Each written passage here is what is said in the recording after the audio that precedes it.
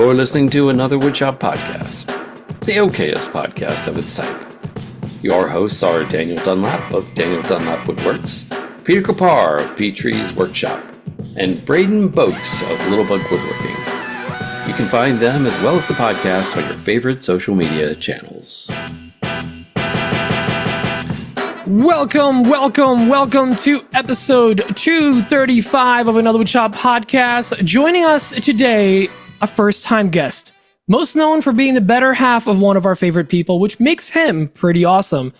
When he's not helping his large self come up with witty content and doing all the work while the big guy gets all the credit, he enjoys long, week-long naps in his carrying case with his mouth and eyes wide open. Please help me welcome the 3D Printing Magazine's Muppet of the Year, Little Dave Miao, and regular size guest. Woo! You got me there. I was like, I've been on this show before, haven't I? I saw the confusion in your eyes. Regular sized +1. Regular size guest. Where is the main guest, sir? Put him on your lap. Is he taking another nap? There he is. Aww. To anyone that's confused, Dave Miao has a little Dave, or regular size Dave has an XL Dave. Clarify. And it's a Muppet. It's not his little woodworking tool. That's one of the new things about Dave that we're going to be talking about. He has a Muppet, and you mentioned it to us off air, like after we stopped recording last time. We got the preview of it. 411. Yeah, the 411. Just in case anybody wasn't following real life and only lived by the podcast, this happened. Yeah, which is a lot of people. Right. We reached tens of people in Brazil. There's dozens of us. Yeah, I fractured my personality and I put it into a Muppet, and he's definitely becoming my, I wouldn't say better half, but he's definitely I would. The primary half. Yeah. He's one of the 5 halves. Yeah. The math one of the checks 5. out. One of the 5. Speaking of one of the 5s, Dan. Our patrons? Yeah. I think. Yeah, why not? I thought you were going to throw it to me when you were talking about meat puppets. No, because our patrons are not our meat puppets. However, they are our better halves. They're our meat friends. Better halves. Meat cute. Gentlemen and possibly ladies that aren't present. We got 6 new patrons. Whoa, nice. 6 of them. That's one more than 5. It is, and it might be 5 because I may have said Duncan McCracken's name last week, but it's such a great name. I need to say it again. Duncan. There's no way that you said that last week and I forgot. So From McCracken Woodworks? Yeah. let us welcome Duncan McCracken, Josh Chandler from Prairie Rustic Knives. Wait, backpedal. Dunk in my Kraken? Nope, just Duncan McCracken. He's Irish. He's dunking his Kraken where? We don't know. Remains to be seen. Josh Chandler from Prairie Rustic Knives. Jewel. The singer? Maybe. It just says Jewel. The dancer?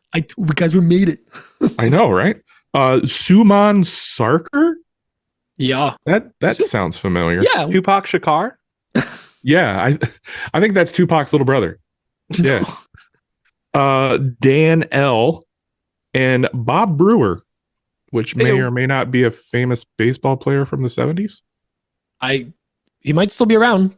Yeah, maybe he enjoys a good woodworking. We're getting that podcast. older audience. You never know.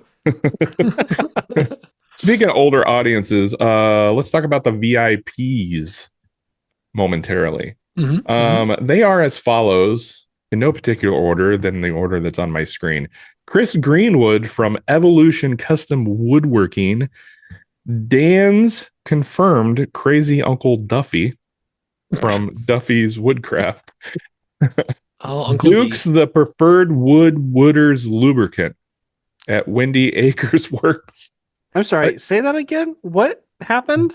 Duke's the preferred wooders lubricant. Oh. Dukes? Okay. Like Duke's Mayo? It's a Mayo. It's a Mayo thing, I think. The woodworkers preferred wooder. No, what? the wooders. The Woodwooders. I feel like my Yes. brain's melting right. I'm having It's an all tongue aneurysm. twisters. Please call the police or the Take a ambulance. break. Take Call a break. somebody.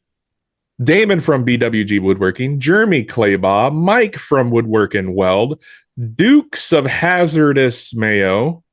Oh my God, what is We have a happening? theme this week. John Herbolsheimer from Living Lath Woodworks, Jared LaPuma at LL Builds, Tyler Booth from Temecula Yard Games, Henry Lutens at Manfreda Wood, Charlie Coons at Stubby K Studio, Justin Frazier from Fraser Canyon Woodworks, Sarah Rose Goldstein with Rosie's Wood Shop, El Jefe de la Madera over at Maker's Way, Victor at Whim Designs, Nick Brim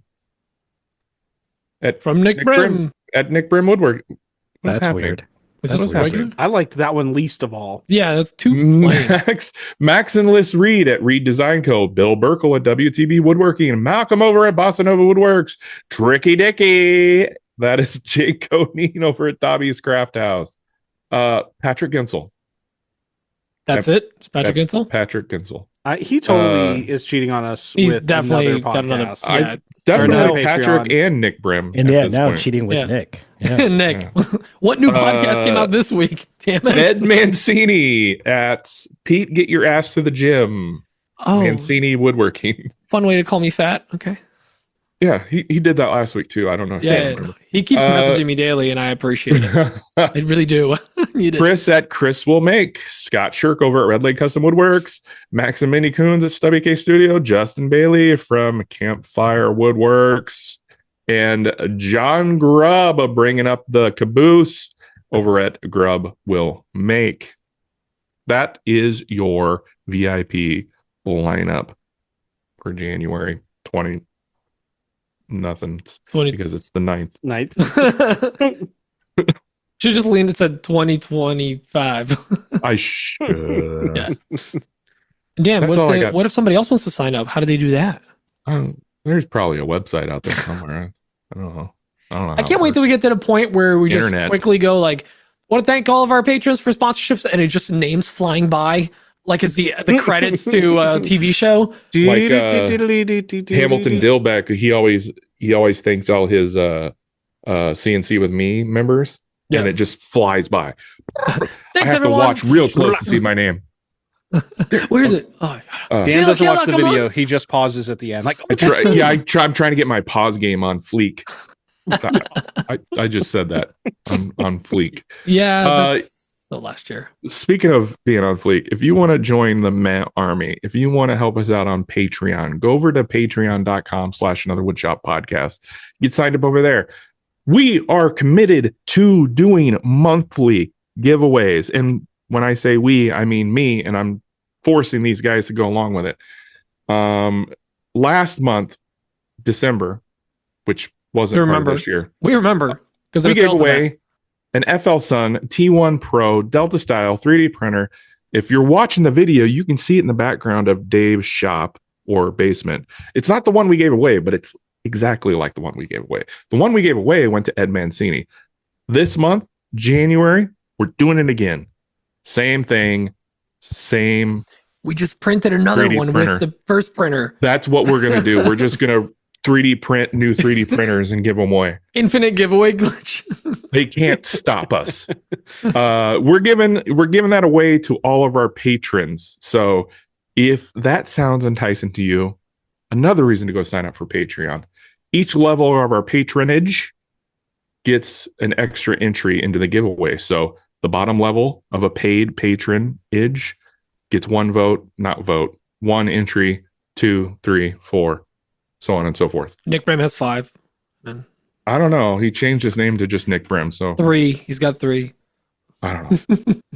Anyway, that's it. I'm done talking. Well, speaking of giveaways, someone else is having a giveaway, and that is our sponsor, WTB Woodworking. Bill Burkle's running a giveaway again on his site. This time it's the Fuji Minimate 4 HVLP spray system that is being given away on. Nice. The giveaway is going to be on the 22nd. So, they're going to pull the winner at 10 a.m. Eastern Standard Time, the one true time, on the 22nd of February. So you guys still have a month to enter. Oh, February. Go ahead over to WTBwoodworking.com/giveaway and sign up there.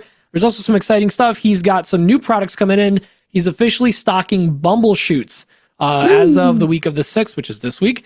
So you're going to be able to get all of Eric's awesome products over at Bumbleshoots. They're going to have it all stocked in store and on their website. And with some other exciting stuff that they have the Lamello.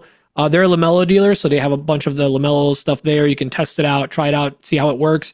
But they're also going to be bringing in Dan Dempsey from Colonial Saw, who is the U.S. Lamello distributor. Because Lamello, it's like Festool. It's fancy because it's European. It's like Festool, but Hello. And they're going to be doing demos, taking questions. This is going to be on January 30th at 9 a.m. So if you're local, you can stop by there and actually get your hands on and check it out. If you are not, however, William always does a demo, essentially a live of whatever's happening. So he's going to record that. You're going to be able to watch it live during. So if you're at work like me, you're going to be watching it live. Or you can watch it later when it's saved to his page. So make sure to go check that out. And if you need any woodworking supplies, go check out WTBwoodworking.com. Boom. Boom, boom, boom. Boom, boom, boom. .com. Speaking of giveaways. no, I texted Bill this week and I told him everything that I need to send him a sample of my products. It'll be here tomorrow. So hopefully I'll get that to him by next week. Wait, what you need to send him from him? No, I told you we talked about having my ZCIs and stuff in his store. Yeah. So you're sending him a sample of your stuff? Or Yeah, he wants to see the packaging. He's very particular, which so is he good. wants to see your package before he invites you into his. Bill's a nice sponsor, so watch it. Keep it clean. Well, we have a guest here. Dave, we're actually trying to figure out, have you been on once or twice? It would have taken a very quick Google search to figure that out, but it's just more fun to speculate. Definitely once. I'm not sure if least this is my once. second or third time. This but is number 2. this is I number will two? die on Okay. this hill. Okay. Well, thank you for having me back on, guys. Well, because we Well, see you I got almost outvoted, weekly so on the stoop. It was an East Coast one. We're going by time zones. Got it. Yeah. Next week, that's why Maleki's last because he's on the other coast. But we haven't had you on in a while. I feel like it's been at least over a year, about a year or so. Doesn't matter. over a It feels year. like 2 years at least. And a lot has changed for you. You've kind of took on some new stuff. And also for those of our listeners that for some reason don't know who you are and they don't follow you or the shenanigans that you do online, like having a puppet of yourself made. That is hilarious. Can you tell us just a little bit about yourself? Who the hell do you think you are? Yeah, I'm Dave Miao. I live in Long Island, New York. I'm a maker that does generally 3D printing, but I do woodworking and I try to learn other new skills like sewing right now. I'm a content creator. I do a lot of stuff, try to deliver, educational entertainment, also share, new tools and new stuff in a fun kind of creative way. So I feel like that's something that I say now because I feel like I am also a content creator in addition to being a maker. That's kind of who I am. Awesome. Nifty. And your full-time job is you run your own business, right? You're in photography in a way. Yeah, so I since I'm 41. Since when is feet pics photography? I mean, Listen, come on. art is art, Dan. Yeah. Okay. Yeah. No, my full-time job is I'm a photo retoucher. I own a photo retouching company that I've been running for the last 20 something years. Yeah.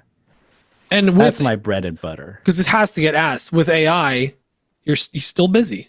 Yeah, no, I use AI all the time, every day for my job. It makes my job a little easier in some ways, but AI just isn't there yet where it'll replace me just because, it's You're one of a use kind. AI.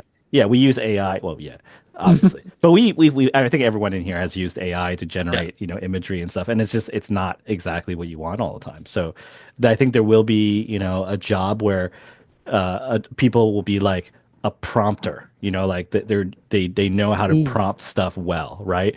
But I think there's still going to be people who still need to go in and change things or do other things. But AI is changing all the time. Who knows? Maybe this time next year I'm not going to have a job. So That's funny that you bring that up because I was talking to Brim about a week ago, maybe 2 weeks ago, when we were hanging out without Braden, as we do. Mm-hmm. And his Deeply full-time offended. job, they just hired an AI specialist. And I was like, excuse me? How does one become an AI specialist? It's not Also, like isn't they he have in a... construction? Yeah. Well, He works for a general construction company, the like a commercial construction. the AI just got forklift certified, so Oh, that's right. I saw that video. That was something at CES where it was running forklifts and people were freaking out. Yeah. The internet understood the that caught me assignment. off guard, and then Dave brought it up, and I can't believe that's a thing already.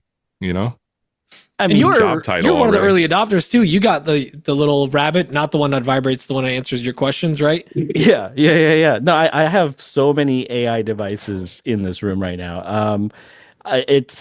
It's the future, and Can anybody you show any of them? there's one is here. Is it family friendly to show? is this little device. Oh. Basically, you Oh, that's the rabbit. that's Yeah, the everyone Rabbit just like R1. it. It's my Klein thermal camera. It looks just like it. And then here I have my Ray-Ban Meta glasses. Oh yeah, those are sweet. That was cool. I love that. And now like ChatGPT everywhere on my desk. I have it like ready on my phone. I just hit a button and the voice for ChatGPT comes up.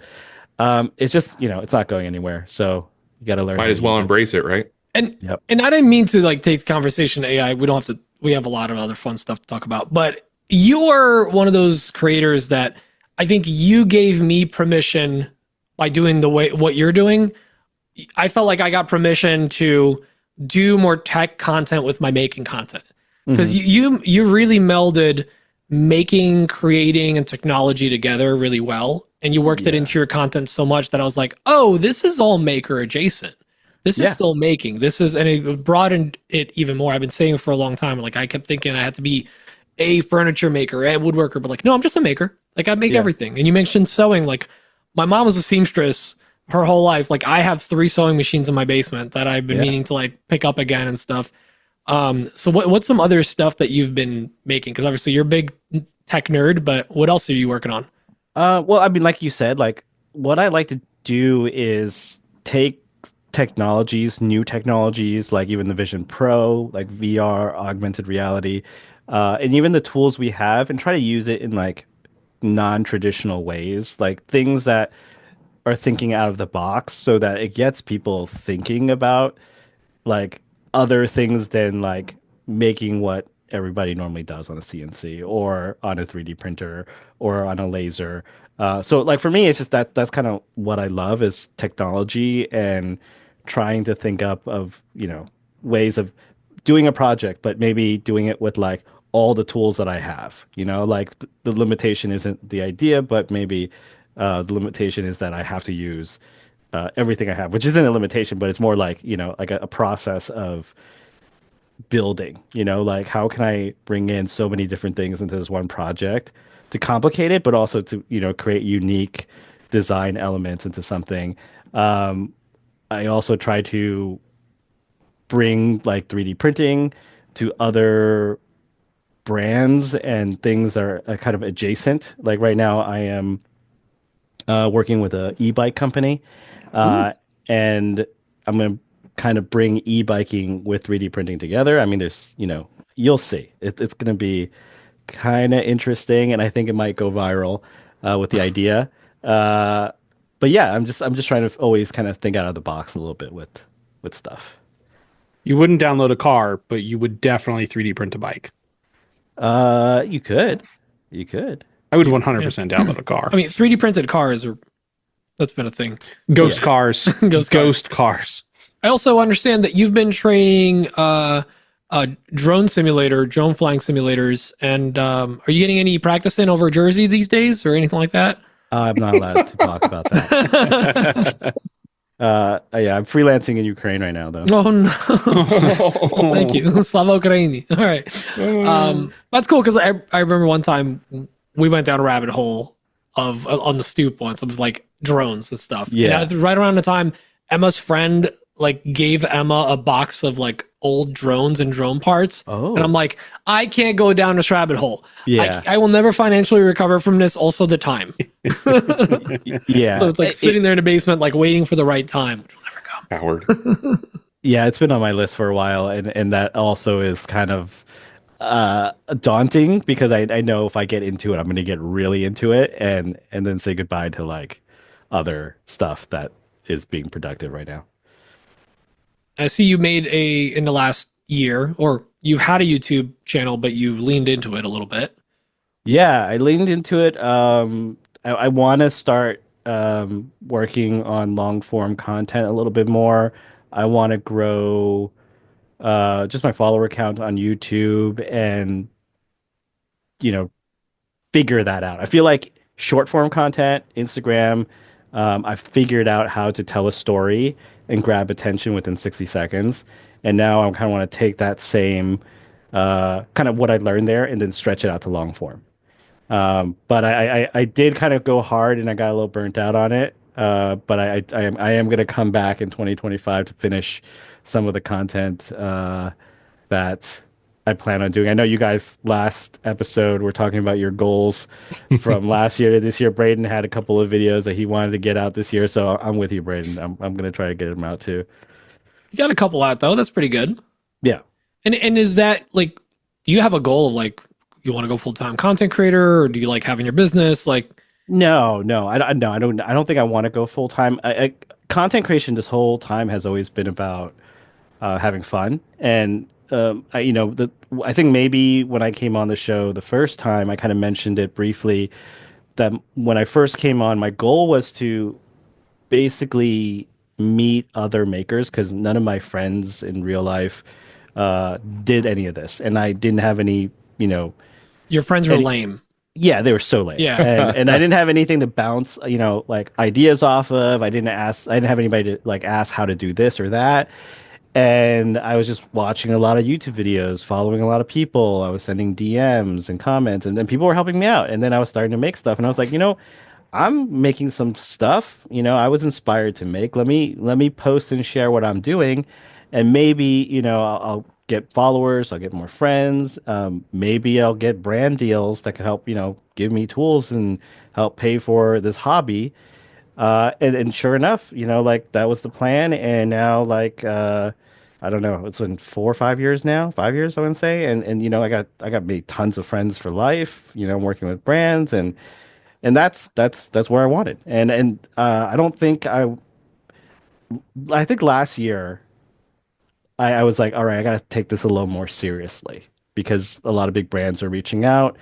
I'm over 100K in followers, and I'm like, all right, I can't just keep giving away like content for free. So let me just start charging for it. So it is slowly turning into work, which I don't want it to be, but I'm still choosy about who I want to work with, especially the ones who give me like creative freedom and don't have any hard deadlines, and those who are really like into working with me too. Like those are the ones I'm picking to choose to work with. So that's kind of where we are.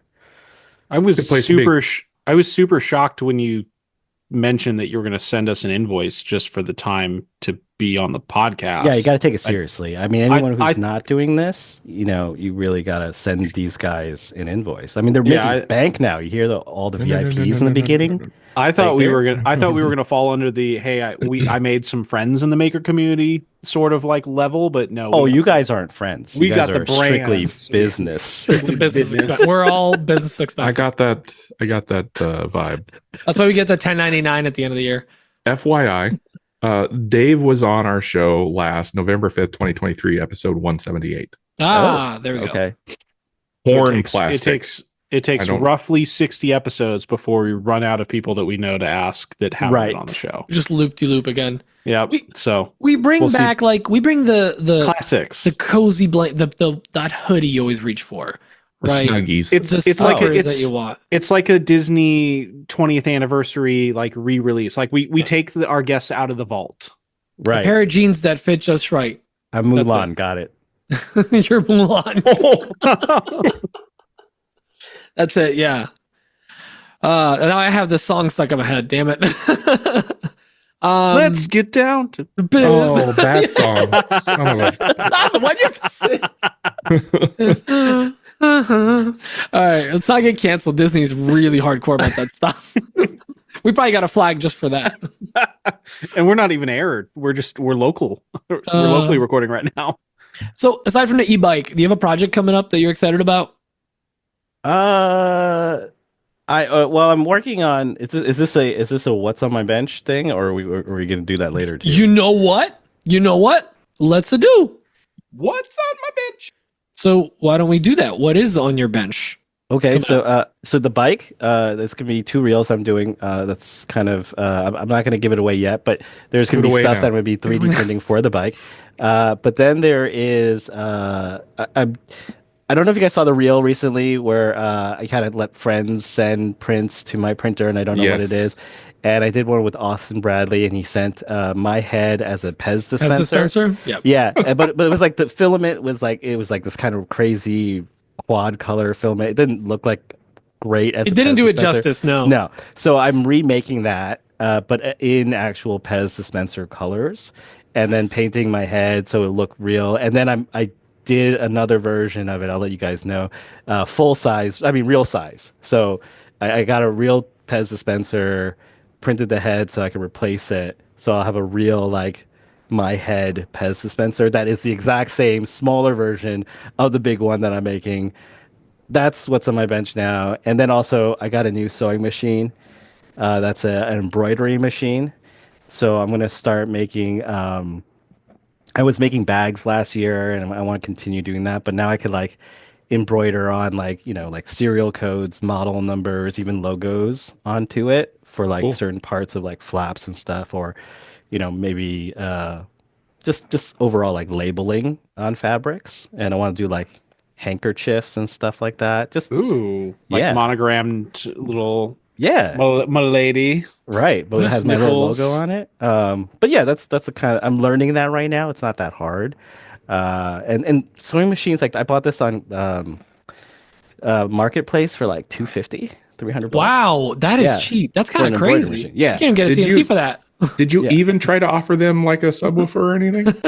No, I was. I thought they were going to try to trade me for it. So that's kind of what's going on right now on my bench. I think you should embroider a barcode on a hat, and when you scan it, it's just 80,085. That's it. Yeah. Well, I was thinking. I want to know if you could do. They boys got it. QR code. Yeah. It's boobs on a calculator. Who was in elementary school in the 90s? We can tell. We can tell. In Poland. Even in Poland, that number. Do they have boobs in Poland? The word didn't it was in the same word for us, but we knew.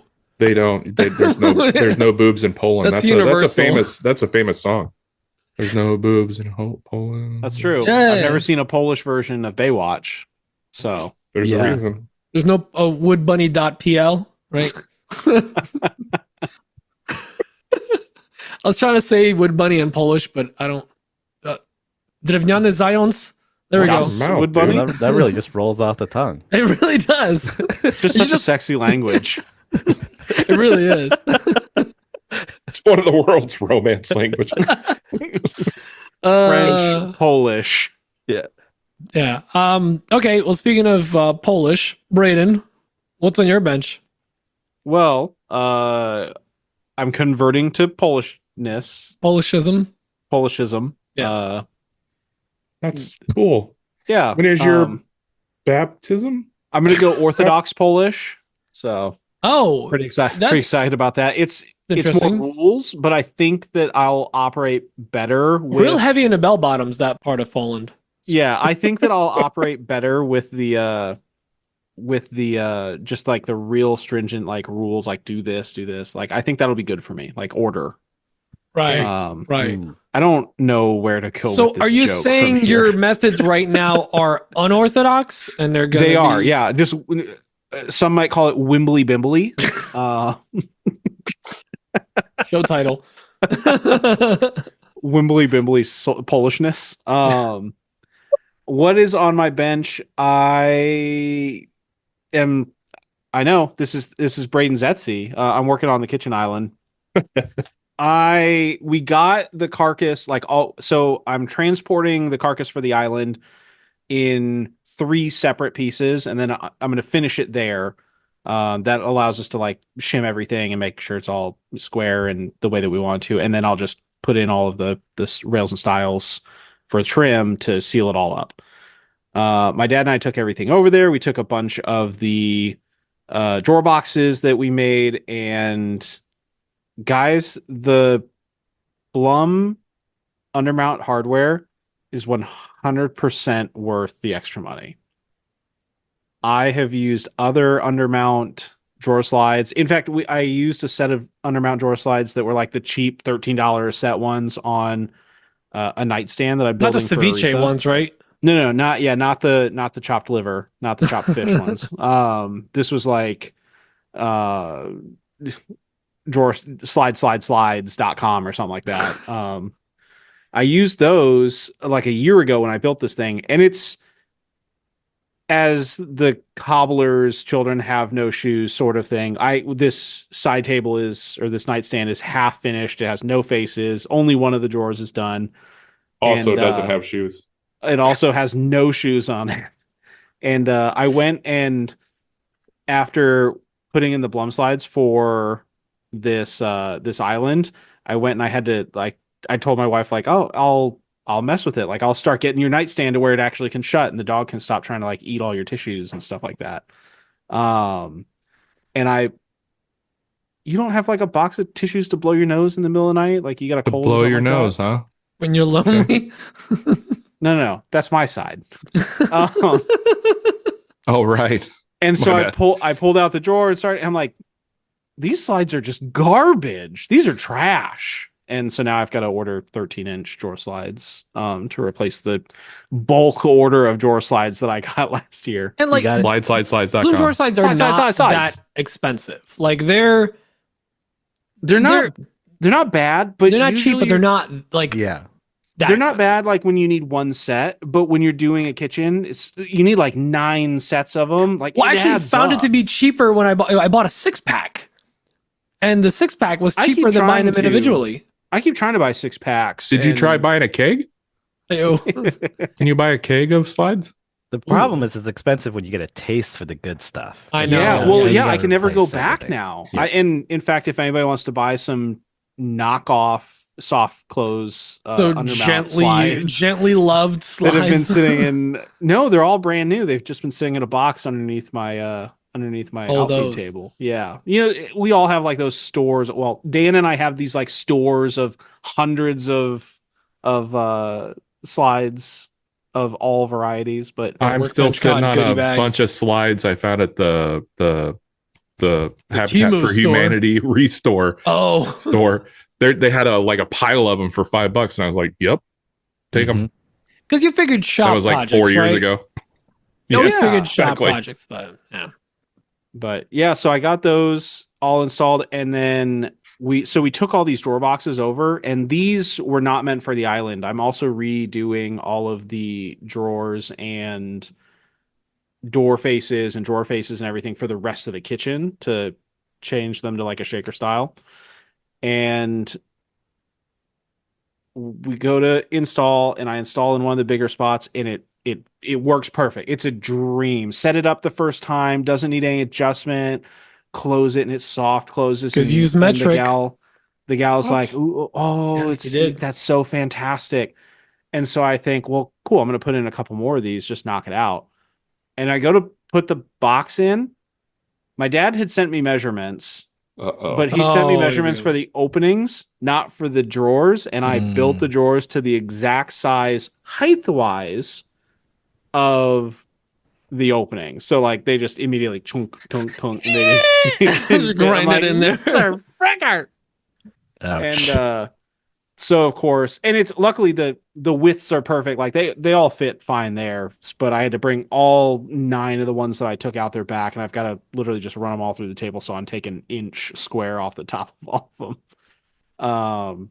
Which is the worst part about doing remodel stuff not on your own house is you got to be dead on with your measurements and stuff, because you can't just like walk in and then walk And you out have to the to shop finish and then walk it. in, and you It's got to so annoying. friggin' finish it. It's ridiculous.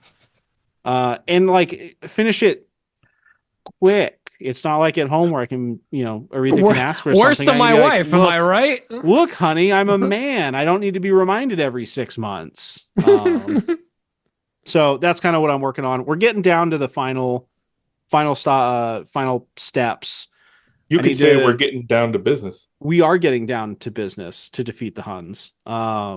So I just need to finish up CNCing out some more cabinet doors, and then trim out the island, and then I've got to start working on the top, which is a big white oak butcher block that I'm going to have to join 2 butcher blocks together to get the width that I need, and then figure out the length. And then I'm also syncing a pop-up power port thing that like you push the top and it and there's like 4 power outlets there. I'm recessing that into the top, and then I'm going to like thin down and CNC out rings from the leftover butcher block to then glue on top of the recessed rings so that they're not silver, they're hidden below, and it just all looks flush. And Nice. I am so worried that that's going to be a nightmare, because it's we're getting down to like thicknesses where I just imagine it's going to either explode, like just fall apart, the butcher block will fall apart, or it's just going to potato chip. I mean, what have you guys ever cut butcher block that thin, like 1/8 of an inch or less? At that point, it's veneer. Yeah, Pretty it'll be much. fine. Yeah, it's exactly It'll be what I'm fine. doing. I would just be worried about like alignment of like grain lines, like where it lines up with the circle to the cutting board, if it like colors aren't right. Just make sure the lines of the butcher block are off like Just 5 degrees. I would just lean into it and fully turn it like 90 degrees. Yeah. Here's what you do. It's going to be Hidden, noticeable. but not hidden, Make but kind of hidden. super noticeable. Get a brass ring on Amazon, whatever. Watch Like your so mouth. find like a size of brass ring, and then cut the hole smaller, and then or when you cut it out, because you're gonna have a gap if you try to hole saw it or whatever, and then just like put the brass ring around it, so you don't have to 100% like match it up, and you can still get no seams. There's hiding it right with how it looks, or make it an accent. Yeah. And then it sticks out on its own and just is a feature. You know what I mean? She does not want that. Oh yeah. She wants it hidden. What's it like working with someone that has no taste? That's gonna be hard. It will be fine. Yeah, it's not your wife. I can say it. She's definitely going to get exactly what she paid for.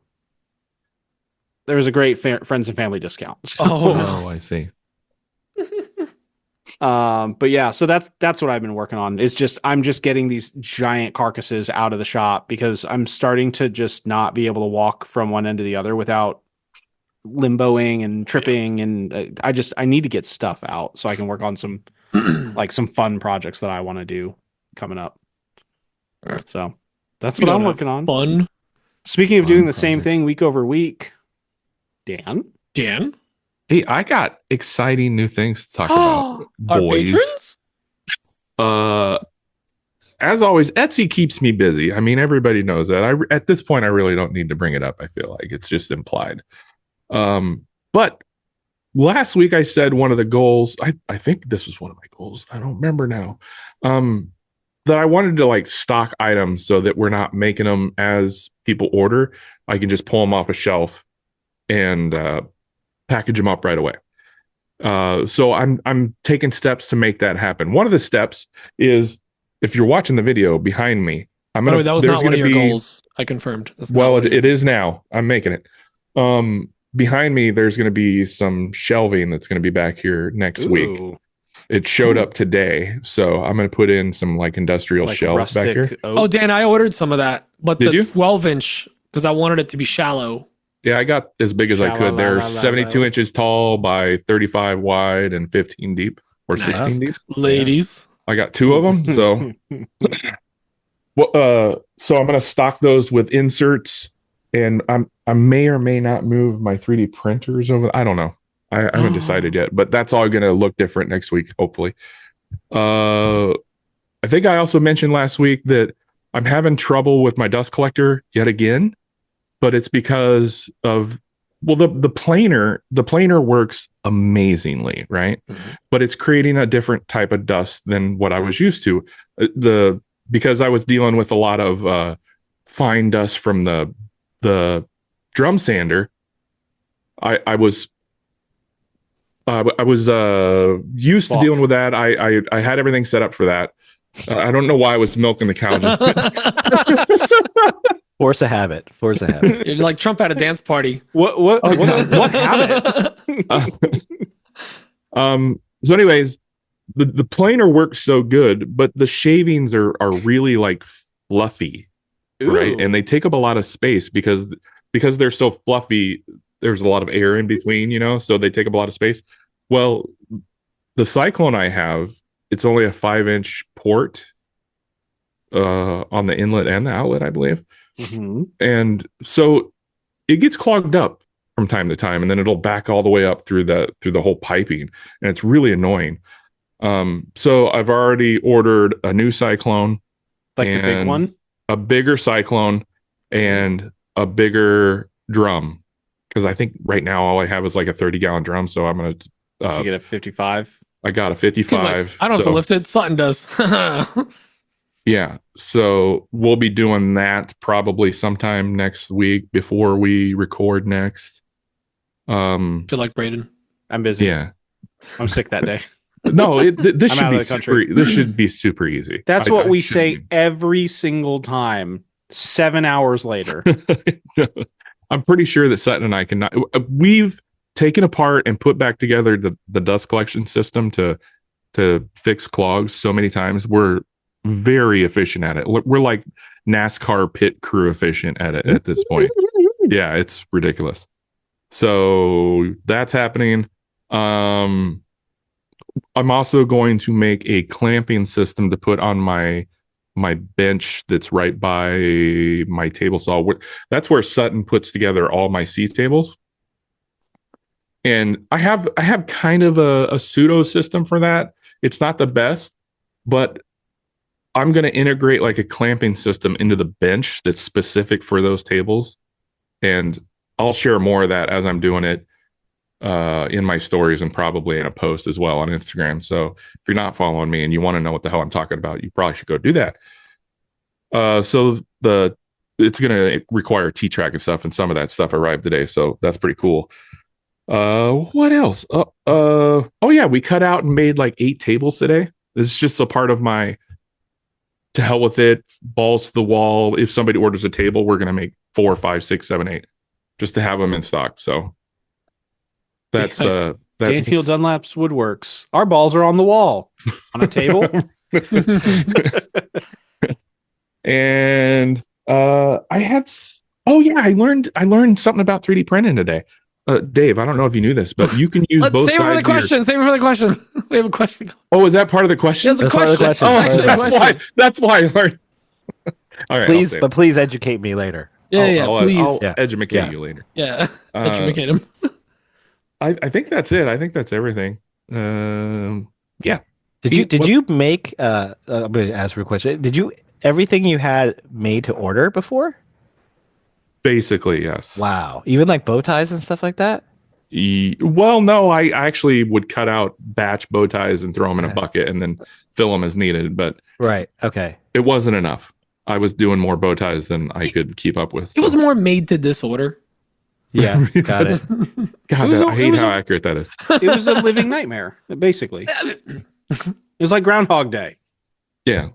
I was afraid to keep stock because I'm like, I don't know when all this is going to come crashing down, and I don't want to be left with thousands of dollars worth of product. So yeah, I was nervous to take that leap, but I feel confident now that I can do that.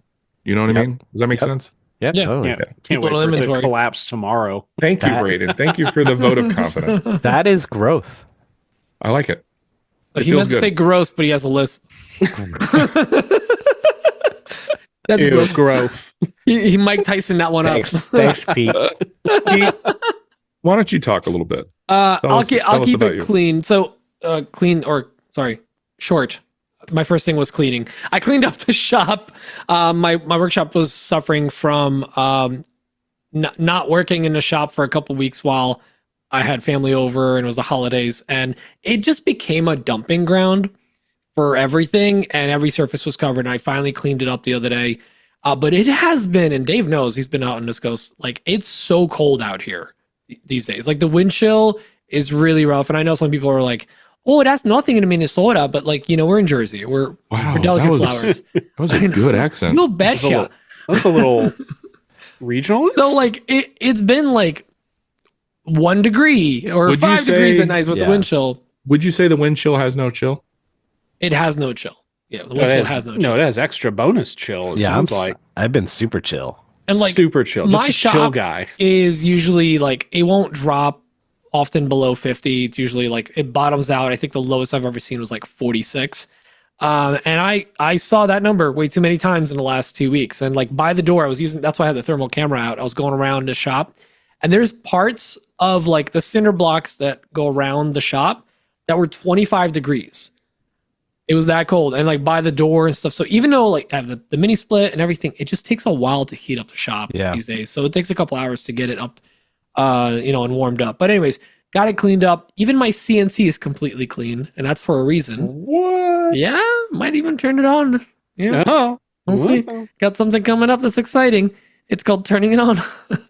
I want to swap out my water and stuff like that and make sure everything's good. But Patrick Inzel scared you? Oh yeah, no, dude. I go in there daily and I turn on my pump, and it actually tells me the temperature, and it's 8 degrees Celsius was the lowest I've seen. What does that mean? That's like, I don't know. It's Is something it hot? low. Is it cold? We have It's no like, idea. It's like 40 degrees. No, wait, 8 I learned a degrees trick. Celsius in Fahrenheit. No, I learned a trick. Oh, man. It's 46 degrees. But is it a prime degree? Is it prime, Dan? No. Dan, can you take a look at this and tell me, is this prime? That is prime. Okay. Dan's autistic with one specific thing. He can tell you at what number is prime, but also we've been testing it on steaks, on Amazon, and other things to see if he can also tell if it's prime or not. And I've been dead on every time. Yes.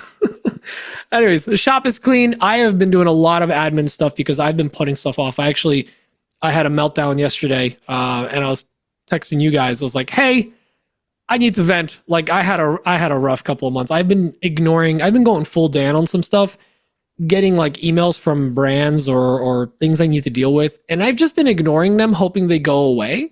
Oh. And then I finally was like, Don't necessarily recommend that. yeah. And I essentially, like, yesterday, I just sent a couple emails that were like, hey, thank you for being patient with us. We had a crazy year, some good, some bad. We hope to continue working with you, blah, blah, blah, that type of stuff. Like, I'm trying to start this year off on the right foot. I don't want to just ignore these brands or things that we've worked on. Or even individuals. People have sent me questions. Could you slip my name into those emails as well? Plus Dan. At the end. Thanks. So I've been doing a lot of admin work, been catching up. I'm almost done. I've been planning out my year because I have a couple of trips that I gotta that are happening that I need to start booking, like take off from work and see if we can get flights and all that stuff. Actually, this is not like 1,000% confirmed yet, but I may be going to Austin for about a week in July, which is gonna be awesome. Really nice weather. Excuse me. Yeah. The same week I'm coming to your house? No, actually the week before. It's awkward. So originally I was gonna go to Open Sauce possibly, or the Lightburn Expo, because it's all Sauce the fun pasta? things. Yeah, it's in San Francisco. It's like open source tech YouTuber conference that I've been wanting to go to for years, but that's not happening. I might be going to this class. It's a woodbending class, but more on that as we get closer. Hold on. And then Woodbending as in like Avatar? Yeah. yes, the fifth. Mhm. Yeah, the fifth one that they don't. That's like a It's tier amazing of that I know what Patreon. you're talking The about. fifth, exactly. What's funny is Emma made the same joke, and I'm like, "You don't even watch the show. You don't know what It's a about." fantastic joke. It's a classic joke. Yeah, but she doesn't get it. She didn't grow up with Aang. Okay, I did. Anyways, and then the last thing is, I am officially out of room in my print shop. I'm not blessed like Uh-oh. Dave with a cool 3D printing space. with the couch. Dang, for shots fired. For casting things. I don't have any space left over. I'm giving printers away. You do have, but what you have Not is so according to the neatly video I'm organized, looking at. and it's such a nice space that you have set up down there. I'm very envious, and I want to make my print shop a little cozier and also expand it. So we're going to be moving some stuff around in there for now, and then eventually moving a wall over so we actually have a little more room in there. Because I have brought in another printer this week, and I officially just have no space. It's sitting on my main workbench. Yeah. He just And- wants a couch in his shop like you. So I do want a couch in there. Yeah, for casting things. Yeah, the couch is a must. So I have an A1 now in the shop, a bamboo A1 Oh. with the AMS light. So gonna be testing that around, and I got a good deal on it. So we're gonna see what we do with it because I've been curious about the AMS light. I actually really like the way it feeds stuff in, how it goes from 4 to 1 right at the tool head. Because I think one of the biggest shortcomings of the AMS on the X1 is how often it can get jammed inside the AMS because it's a single tube going out of the AMS. It's not that often, but enough to be annoying because you have to like unscrew it. So What's an AMS? Auto manual system? yeah, you know what? Let's go with that. Yeah, I've actually had more jams on the light than on Really? the AMS, but it is easier to fix on the light. It would be because I haven't played around with the AMS light yet. But does the filament go like almost all the way, just shy of going into the machine, Goes all the way or is it third base. right at the AMS each time? Because it'd be cool if no. all filaments were like 3 inches from the actual print head. So when you're Yeah. switching colors, Yeah, it's a they faster stay. feed. Yeah, They it's stay pretty there. much it's Okay. pretty much right above it. Which I think that is a cool part of the technology. And if there's less things to jam because it's just that like last little section. But then again, what do I know? I'm just the guy from Poland. So, Duh. duh. But either way, I'm gonna get it all cleaned up down there. That's gonna be a cool thing. A part of me is like, no, you got to do a shop tour for the 3D printing space before you do any expansion. And I'm like, screw it. I just need to do it. I'm all out of space. You I don't, literally have nowhere to put stuff. you don't have to. I'm gonna say something though. Uh-oh. You have a lot Ooh. of Prusa printers, right? Yes. And if you are going to be playing with the bamboo, you can probably get rid of a Prusa printer or 2 or 3 or all of them. So the plan is to eventually Right. remove them all. But Yeah. for me right now, for what they print, because a lot of it is like it's on the SD cards. It's just it's basically they're just automated. Although another one went down on me today. I'm like, I'm down 3 now. I gotta Sounds like we found which one's on the way out. Yeah, they're thinning, they're hurting themselves. But the thing is, like, for me to just sell them and then buy another one, like, I'd be temporarily losing money. Like, they might as well just run themselves out Right. until I'm ready to upgrade. And they're doing their job, but everything going forward Right. is not going to be Prusa, at least for the time being, unless they For do something sure, magical. you will be losing money, or if you sell your mark whatever for a decent price that it could maybe pay for an A1 without the combo, right? Just the A1 itself. Like, but I would sell 3 Prusas and get like 2 P1Ss, basically. okay, that'd be if the you go that route, yeah. Which I was- which I would kind of break even with how fast it is and everything. But right. like right now I'm like, it's just fine. But so what I'm doing is I'm actually putting a new rack. I'm moving my shipping station and I'm putting a second rack in there, and that's going to be the bamboo rack. And as Yeah. I start building out that, the other one's going to start getting stuff kicked out. Right. My thing is, I bring it up because you'll reclaim space and probably Mm-hmm. have the same print time or Yes. like, Yeah. yeah. I got you. I think my hesitation with getting rid of them is I have leaned so heavily into it. I have spare parts. I've got everything. Yeah. And I know I built all of them except one. Yeah. So like I know how to take one apart really fast and get it back together. And that's I kind get of it. like, but eventually it's going to get to the point. I'm hoping it gets to the point very soon in the shop, where as I'm like picking up with orders, that I'm just going to be like, I can't do this, and then sell them all off. That would be the dream. And just honestly, I'll do what who was this? Travis Oh from my Shop Nation. Yes, Travis just sold off broken ones. He's like, they just need some repairs. They have a clog. They have whatever. Yeah. He was selling them for like almost nothing. So like, if I have a broken one, I might just be like, here, you play with it. It's still better than somebody with an ender. And I'm giving one away. So I'm You giving are? my I'm Actually, giving well, my we didn't really talk too much about the Patreon that you started. Yeah. And So I you're mean, doing giveaways. So that's all Right. for my bench. That's all I've got. Do you want to quickly talk about the Patreon stuff? yeah. So no, I just started a Patreon a little while ago, and I wasn't exactly sure what to do with it. But other makers were like, "You should just do a Patreon," because there's, I never accepted kind of anything from fans, supporters, or whatever. Everyone's like, "Hey, I want to just give you money." Like I'm like, "Oh, here, just buy me like I have a thing on like a PayPal thing, like just buy me coffee or buy me boba tea," because I help a lot of people with things and they just want to say thank you. And I just never gave people the opportunity. I'm like, all right, let me start Patreon, and then people joined, and then I was like, okay, let me take. I don't really need the money, right? So let me take what's coming in from Patreon and use that as a giveaway raffle for everyone that's a member each month.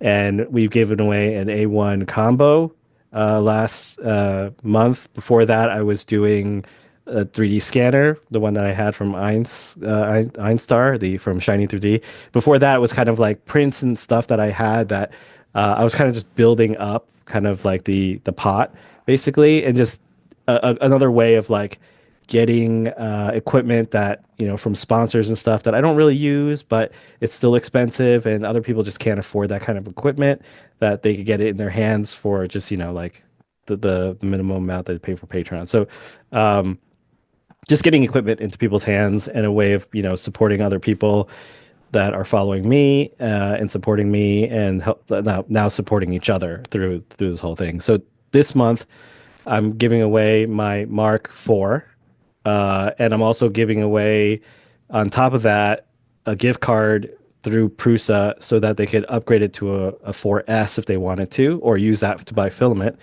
And then from there, with their own money, if they wanted to, since it's upgraded to the 4S, they could upgrade it to the Core 1, because it's they just have to buy the upgrade kit for that. Yeah. So that's the plan for this month. I can't wait to almost not win that one too. Now, was that something you partnered up with Prusa to get those giveaways? This is just me. Yeah. Got it. So everything on Patreon is going to be from supporters and from me, or my equipment itself that I'm donating to it.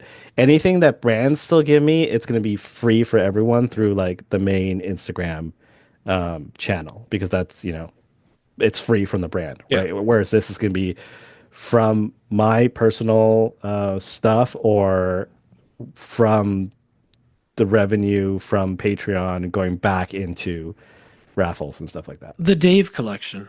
Yeah. Ooh, fancy. The Miao collection by Dave. Yeah, it's all got a little me on it. So whatever that I don't means. like that. Yeah. Let's workshop that. Well, When you like, every time you give a printer away, you should have on the build plate like when you buy a Prusa, they used to have like Benchy or something or whatever, something was stuck to the bed. Oh, you had to, like, peel it off. I see what you're saying. Yeah, but maybe like I thought you were saying like a little bit of lock of hair, like just no, tape. it's just clone me. But you should go one higher, like whatever printer you sell, even if you like, or give away, even if it was like the FL Sun, take the build plate out of that, throw it into the bamboo, multicolor print. And then throw it back into bamboo and make everyone go like, how the F did he do this in multicolor? How is it stuck to the bed? Or really mess with people. Do just 3D model a bust of yourself, with your scans, and do that. Yeah. Make a bust so it looks, like a marble bust, but hollow out the inside, and then you could put a lock of hair inside the print and then close it up. Oh yeah. That's some voodoo stuff though. Yeah. Yeah, your ass is getting haunted. Yeah, someone's gonna like kiss it every day, and I'll just feel like someone like guys. We all have. me? I literally just this? did a post about this. We all have these, like, everyone has action figures of, or many people have action figures of us, the four of us, in some way in their house. That's some voodoo crap. Because I was telling Emma when I did that video, I was trying to remove it to like shoot how to like apply the glue and stuff. I broke her legs off. God. The hot glue, 3D print, and acrylic, like, inseparable. It works really well. So I glued it back together. She's like, I really hope it's not some like voodoo doll stuff, and I'm like gonna break my leg. I'm like, no. Does her knee like click now? That kind of gives me a real idea that we should do. I should model out one of the people Like with like break a somebody's hollow legs. bit So when it prints How halfway, you how pause it. hollow? No, just like a little like a pocket? space inside, right? Like a pocket. So when it pauses, we put hair in it and then finish the rest. And then from there we like do like a voodoo skit where it's Actually, like, what I we need break to the do, leg and then like Dan just falls off a ladder somewhere. I want to do one of those like time lapse. Why do I gotta be the one falling off a ladder?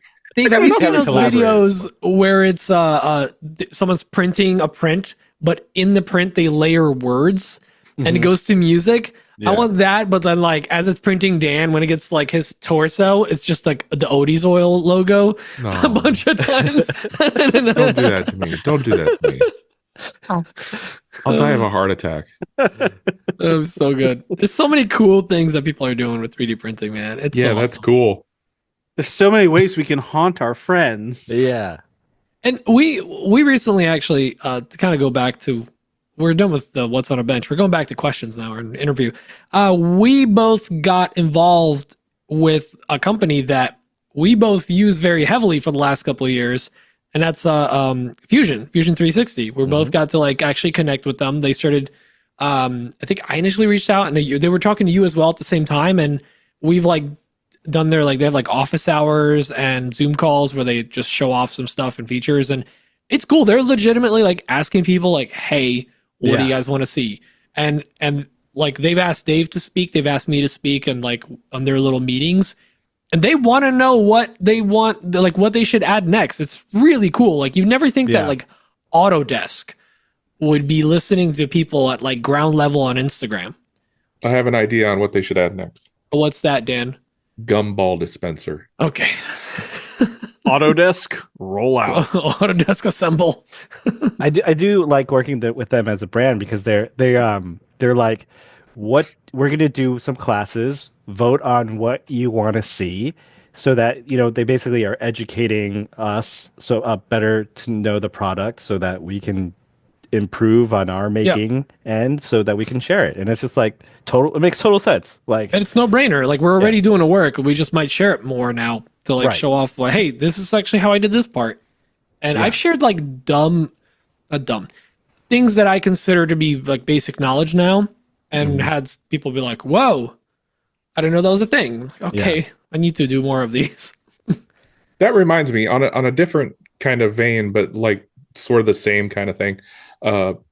Patrick Gensel has been doing a lot of videos for the Learn Your CNC, and he showed off something in Vectric like 2 days ago. Oh, you mean or Crafted something? with Machines? Oh yeah, You whatever. mean Patrick from Crafted with Machines? Yes, is that official Patrick yet, though? Gensel from Crafted with Machines. That's his handle change. he changed it. On Crafted Instagram, with so it's Machines, official. the artist formerly known as Patrick Genzel. Yeah. He showed something off in Vectric that I didn't know before. The last pass thing. Mhm. Do you know what I'm? Did you see? I What I'm didn't talking watch about? the video, but I know what Okay. you're talking about. I learned something from Patrick. You the also, other day. if you ever watch any E-Rank videos on YouTube, you may hear Patrick's voice. He does do freelance for them. Pretty Really? exciting. Yeah. What's E rank? I'll tell you when you're older. He ranks cool. e makers. E Yeah, boys. E-Rank is basically research on Etsy shops. You're trying to grow your Etsy. E stands for electronic. Or Etsy. I don't know. But anyways, should we get into some questions? Yeah, Let's do it. buddy. You! Go, Black Betty, Ram Lamb. We still need a questions jingle, but that one. Oh, that's fine. it. That's the one. So we got way too many questions this week in way too many different formats. And then actually, now that I say this out loud, Pete.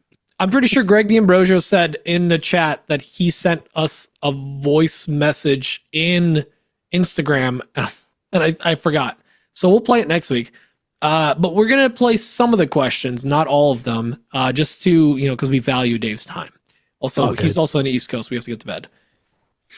But let's start with this one. This one's from... There's also a written question in the Discord in the AWP questions and topics. Is it topical to Dave being here? No. No, so we'll save it for next week. I love all the questions. I really want to get into them, but let's do this. So let's start with the simple one from Sarah from Rosie's Wood Shop. Hey girlies, Happy New Year. I am super excited that you have Dave on the pod. He is amazing and he's such a good friend and helper with 3D printing. So my question was originally just for Dave, but then I realized all of you guys can answer it. And the question is, how did you get into 3D printing? I know some of your answers, but I don't really know Dave. So I'm excited to hear the answer and have a good day. Bye.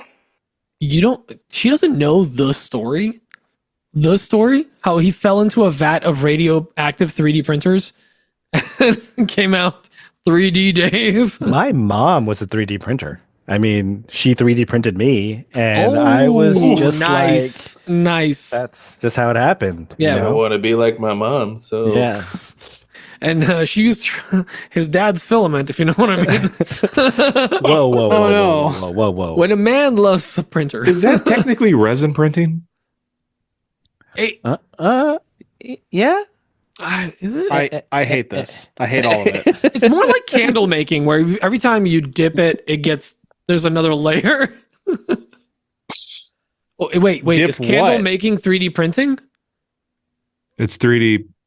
We've all been to Ren Fair. That seems like 3D printing. Just Kinda. one Wax layer on, at a wax off. time. Yeah. Oh my god, they were onto something in the dark ages. But Dave, how did you get into 3D printing? I was in a creative funk. This was like, it's 5-6 years ago. Name of a band? Yeah. I was burnt out with my first passion in life, which was photography, and I wanted to do something different. I made stuff as a kid. Like I took like a woodworking class like in middle school. I was like kind of in this sort of Boy Scouts thing when I was younger. But I lost kind of like, that tangible making stuff thing, through the rest of my life. And then 5-6 years ago, I was in a funk, and 3D printing was starting to like become this thing that was just a bunch of nerds making stuff to actually here are some commercial 3D printers. Like this was the start of commercial 3D printing that was starting to become accessible. There was like a big boom in like Kickstarters and stuff like that. I invested in one thing that failed, and I was like, I'm not going to get into 3D printing at all. But then I went on to like Reddit, and people were like, get a Prusa printer, and I got like a Prusa Mark II that just came out at the time, and that's how I got into it. And then printed my first Benchy, like everyone, fell in love with it, and then the rest is history. He printed a Benchy because he's not like other girls. Braden, how did you get into printing? I had a friend named 3D DIY Dave, and he was really into 3D printing, and I thought, man, There's that F word again, friend. I should try that. Was that really? Did I influence you that hard? It was you and Pete. Yeah, I mean, Okay. you guys were always talking about 3D printing so much, We did it. and I thought, Nice. man, I should get one. And then Micro Center must have, they picked up on the algorithm, or I said 3D printing, and I suddenly got all the ads, and so Micro Center had like a $199 Ender 3v3. Oh yeah, you went Pro. there. Yeah. And so I got the had my brother- $100 one. That was a steal. Yeah, I remember Mine might that have one. been like 150. It was 150 or 199, one or the other. And You my got brother ripped was off. going to Kansas City, which is the closest Micro Center, and I had him pick it up. And it was a nightmare because they didn't want to take my credit card when he was in store, because even though it's a technology store, apparently their operating procedures are based in the 80s. So Cool. I You'd got be that. nice to Micro Center. I got that, and it was aggressively mediocre. And I didn't know enough to fix anything, so I just kind of did it a little bit, and then I got the A1 Mini because Gabby was super interested in it, and bamboos just kind of work. And I was like, oh, this is way more fun when it just does it. It just Works. works. I don't have to figure it out. I don't have to tinker. And so now I have 4 3D printers. You have 4 now? I have one Ender 3 left. It's not plugged in. Okay. But I've Counts. got that. I've got the A1 Mini, the P1S, and the FL Sun. Okay. Wow. Yeah. I had to build like a separate section in the basement area that's just like 3D printers, and now I need to put in a second shelf because my plan is to go buy another bamboo. Ooh. Ooh. Which one? Another P1S. Okay. I really like that P1S. You gonna get the screen for it? I already have the screen. Oh, sorry. Yeah, I had that. I had that before my P1S even showed up. What, bigger Okay. touchscreen? Oh, absolutely. Yeah, I gotta. Let me I buy actually need to two. pick your brain about that one because that's next one on my list. But I like it because I all the can fun link. things to get. I just I will can say, link multiple to it. I will just say, don't buy any printers just yet. Just wait like 2 months, 3 months. Yeah, I'm in no rush. What am I And- supposed to do with my incessant need to spend my money as fast as I find it, though? Just save I don't that know. money because Get you're into gonna RC want it. cars. Oh, that sounds fun. Oh God, that's a money pit. But yeah, that was it. You two chuckleheads got me into this nightmare. Oh, we're doing our part. Daniel, Dan, how did you get into 3D printing aside from attrition? Yeah, you Yeah, I guys was gonna say, forced me basically he's being held on I'll this be podcast. I'll be 6 feet in the ground before I get a 3D printer. I need to find a quote from an old episode. Oh yeah, By the way, What was- anyone I was- listening, if you hear Dan denounce 3D printing, can you just clip it and send it to us, please? Um, you get one. yeah. fruit I buck. wasn't like anti 3D printing. I was just like, oh man, I don't have time to do. You another were thing. anti 3D printing. Hey, anybody listening, when you find the clip where Dan says, I am anti 3D printing, please clip it. I'll send you $5 through Venmo cash. Dan said multiple times, and I quote, "over my dead buddy," and like not body. He was willing to like have his friends die, and he wasn't We're gonna. not going to talk about what happened to Nick Brim. Oh no! He's But- still around. Yeah, it was basically attrition, and then like Bamboo had a sale on the A1 Mini, and I was like, okay, fine, I'll buy it for my kids. My kids What did the could care shoes get in? less. My kids don't care. So I took it over, and I'm like, oh, this is actually pretty fun. So I never had the Ender experience. You never suffered. I never suffered. So I had a Bamboo out the gate, and I was like, oh, this is actually pretty fun. And there's models everywhere, like models that you can print, not like supermodels. But yeah, and then I ended up buying a P1P, and I enjoy that. I don't know what the difference between a P1S and a P1P is, but Yeah, I'll tell you when you're older. Yeah. okay. I think I might buy another P1P someday soon. In about 2 months, apparently. Two P or unit? 2 to 4 months. Okay. Yeah. That's basically it. Yeah.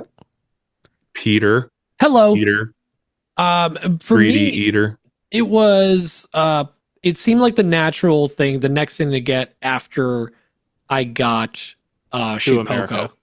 That's just that too. So I got a Shape Poco and I was like, love this thing. I just want to make accessories. I was also heavily following Ben Myers, who's a good friend of mine at this point, and like we have this running joke of like he's just me 5 years or like 3 years in the future.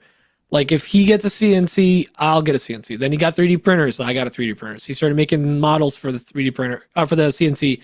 I did the same thing because I saw the potential, like where I can make like fences and jigs and random attachments. Like I remember making attachments for the Carbide Create router that was on it. They would like have a Sharpie and you can draw with it and stuff, and like random projects like that. And that's why I got the printer. And then I started, the one thing that kind of took off, I was making these custom like little push stick speed squares that you can have. Yeah. And I like started doing custom ones. I was like losing money on time making custom ones for everyone. But like to this day, I still like randomly will sell one of those. And that like made me enough money to like buy. First of all, I'll jump back a little bit. First printer I got was an Ender. And the one of the holes for like to assemble it came tapped in the wrong spot, and I was literally fighting with it, and I could not get. I re-drilled it, fixed it, could not get that thing to print properly, and I wasted like 3 days doing it. And Emma was like super against the 3D printing thing. She's like, I don't know, it seems like silly, whatever. And then I got rid of it, I returned it, and I kind of got burned out on it for a couple of months. And then I was like heavily I went to one of the last maker fairs that was in Brooklyn still. And I was going to buy one of the Mark IIIs. Joseph Russo was there. And Emma was like, no, she was doing like my boyfriend's doing dumb stuff with money. We're broke. We're trying to save money. You're trying to like blow money, whatever. And she talked me out of it. And then I ended up getting one months later for a little more because you had to pay the extra for import fees, whatever. I got it, started making stuff with it, making money, and she like it clicked for her. She was like, "Oh, it's not just toys. Mm-hmm. Like you can make tools with it and then make money with it." And Funny how that works. first printer I got paid for, I would say, a quarter of all the tools I own today. Yeah. I still own it to this day. I call it Rose. I named the first 4 printers I got after the Golden Girls in age order. Remarkably hard to find out what the age order is, but Rose is the oldest one. And that printer's kicking to this day. It has like years worth of printing on it. Like if you look at the print time on it, it has like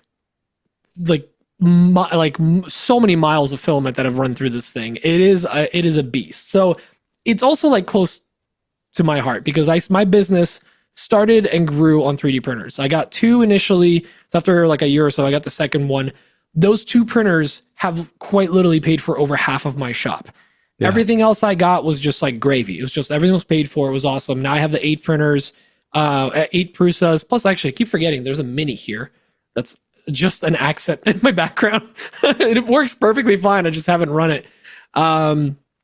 And now I have 14 printers, and they all do different things. And some of them just sit idly, like my resin printer that I bought on an impulse and used like 0 times. So embarrassing. But, they all have a home, and I want to actually expand the space so I can comfortably use all of them. And one of the reasons I don't use the resin printer is it's just there's no good space for it in my shop right now. But with time, hopefully, yeah. So I got into it out of like, hey, I'm poor. I can't buy accessories. Let me make my own. And it's paid off because that's how my business was built. So it's pretty awesome. Not going to spend all that on that piece of furniture. I can build it for 3 times as much exactly in 6 months. It's and half as good. Mark Spagnola's video, the $40,000 wooden spoon. Because he just counted all the tools that he got. But that's that. That was a good question. That's a nice little memory lane. Sorry, I haven't gone down that memory lane in a while.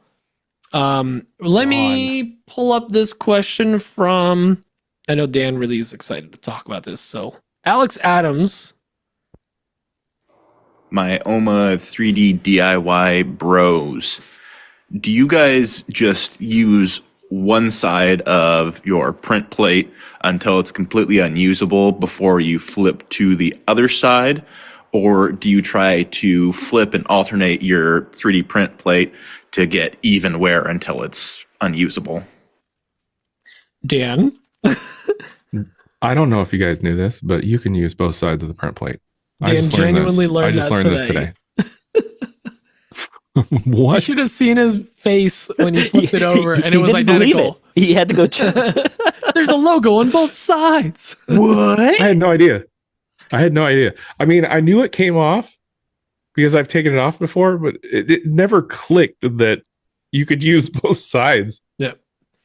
So I'll say that there's a history to this because a while ago there wasn't build plates, right? There was just a heated build bed, right? And then they put blue tape on top, and that was bad old days. That was it. That was what you printed on when you pulled the model off. You pulled it with the tape, and you had to put new tape on. And then they started using glass, right? In glass, you could flip the side binder clips. Yeah, and then you can flip it over on either side of glass. That's what it is. And then that kind of became like they started making build plates, but then the build plates had these sticker sheets on them that was PEI, like special pipe plastic on it. And then but that would that would wear out pretty quickly. It was a consumable, but they had both sides, so you would have stickers on both sides, and then you would wear one out. And then they started coming out with these build plates that had the powder coating, and again both sides. That's the little history of it. And now from what I'm seeing online, there's like super chill ice style build plates that are. I've been getting ads for those on TikTok and stuff. You don't even have to heat it; it'll stick cold or something like that. Mr. Freeze's preferred brand. Let's use hairspray.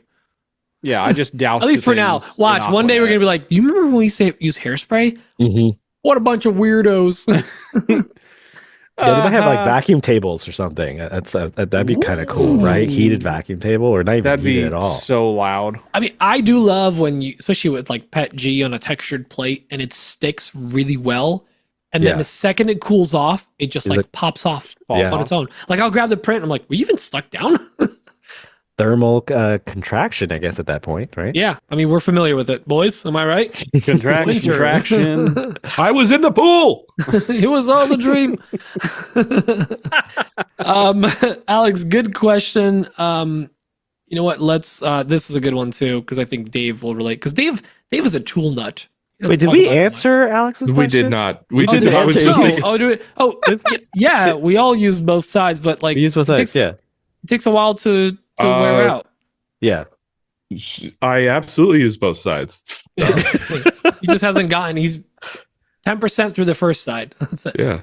I will say though, especially with the PEI sheets, depending on what type of material you're using, temperatures and the adhesion, and how much of an abrasive filament it is, you are going to wear through that sheet faster. Even like I printed for years with just PLA, and then I started printing PET G consistently. Started ripping up the PEI pretty fast because it was already a worn out sheet. When I tried some of the weirder filaments, some of them really wore out that sheet real fast. Huh. Also, in the past, it was like the machines were just not consistent. Where sometimes it would just like dig the nozzle right into your build plate, just move across, and you have this huge like scratch in it that you're like, okay, well that side's done. Well, that's there now. So every print would have that imprint in it. Right. And then you just like, I'm gonna use the other side until like I buy another plate. But now it's like it hardly ever scratches or touches the surface really, except for like in the back where it's calibrating. So it'll last so much longer. Like there's almost like no reason why you would go through one side in the life of that printer. Sometimes some of the third party plates that you get, they're actually different on both sides. Right. They might be smooth on one side, textured on the other. Some of them have this like diamond pattern or whatever, which is super cool that you can transfer that onto a print. Yeah, definitely cool plates out there. Go play around with them. Don't be afraid to try a different plate out. Yeah. Braden, did you answer? Thumbs up. He uses the top side only. Okay. I knew that you could flip them. I didn't know that it had plastic on there that was wearing off. I'm just out here just living my life one day at a time, the best way that a small boy can. Why build plates like it's smooth metal? Yeah. Good job, Dan. It would wear out. Well, we have to try the bite test to make sure it's real metal. The top is actually a coating. Yeah. It's a special like Teflon. Yeah, exactly. And do they have a hex clad build plate or a print plate? They should. That Gordon Ramsay. They do have a custom laser engraved build plate. Ooh, that Dave did. Yeah, that was one of the coolest. That was one of first times in a while that I was like, "This is cool. This is new. No one's done this before. Awesome." And then everyone started doing it. Yeah, it's been quiet for a while. I might do it and just get all the credit for this year. You should. I got to repost it before you do that. Just to save time, I'm going to just go steal the video right off your page and post it. Yeah, CGI the face over it. I've been doing so good reposting content, and all of the ones that hit not always mine are hitting again. Some of them aren't even mine. Yeah, you got to do it. It's bananas. Yeah, Dave and I were talking about content, and he's like, "Dude, just start pumping out. Find your top played pieces and just repost them. If it's been like a year, 6 months, whatever." And they are reacting exactly the same as they did the first time, which is... I have a folder of bangers. Bangers. All right, let's get into the other questions because we got a bunch still. Next one's also from Alex Adams. I thought that would be good because Dave is also a big fan of tools. All right, guys. So a couple months ago, I misplaced my DeWalt charger.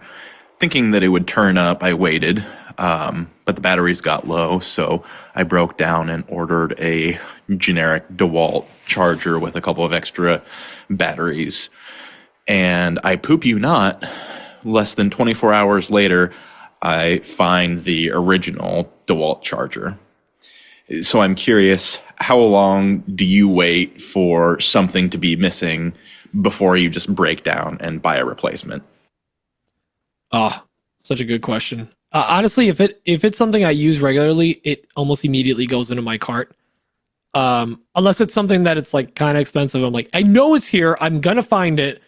Like right now, I'm fighting with my house because it ate my AirPods, and I know they're in the house. because they died at this location, according to Find My AirPods. But like, I refuse to buy new ones because as soon as I buy them, You just got me worried. I don't know where mine are.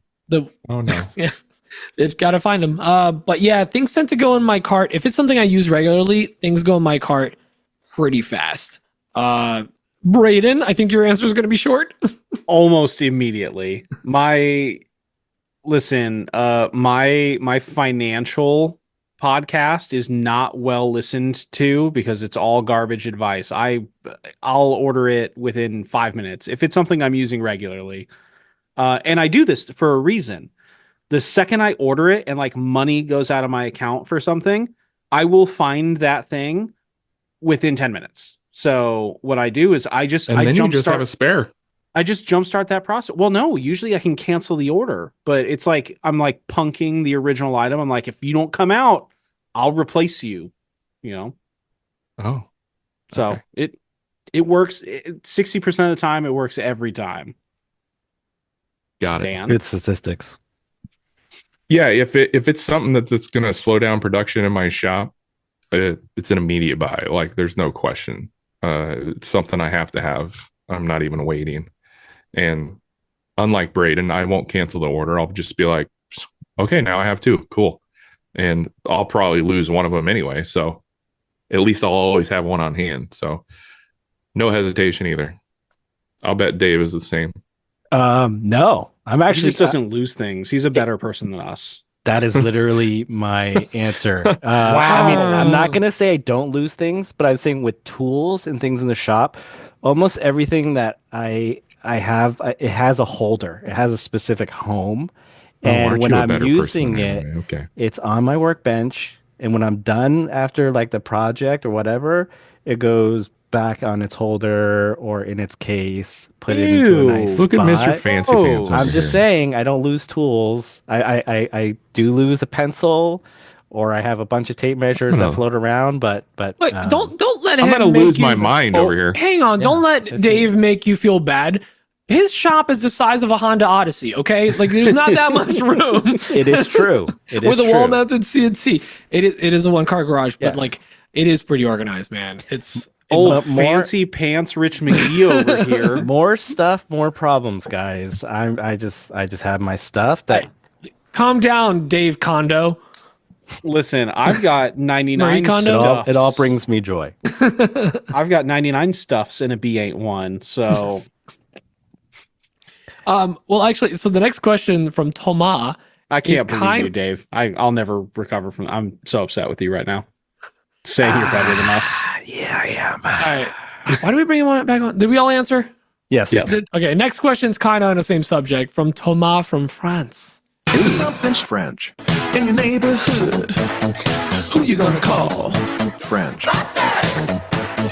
Hey guys, I wonder, have you ever questioned yourself for days before buying yourself a tool? I can't help myself but wonder forever, do I need it? Isn't it a lot of money? I wait and ponder until my brain is 7 sizzling sausages in a saucepan. So, am I the only one? Alright, bye.